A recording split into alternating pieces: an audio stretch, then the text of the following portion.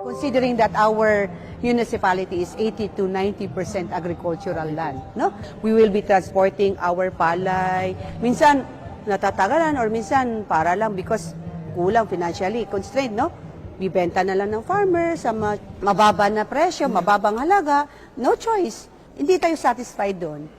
So we're hoping na sana makatulong ito sa ating mga farmers. And of course, hinihimukayat ko din ang ating mga farmers na sana since we have all the facility, meron na tayong rice processing system, alisin natin sa isipan natin yung pagkatamad. So nandiyan na lahat. So ano pang hinihintay natin? Let's grab the opportunities that we have this facility. Let's work hand in hand for a better Mindanao.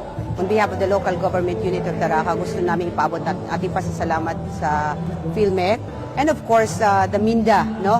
Kasi sila talaga yung nag-facilitate ng project nito.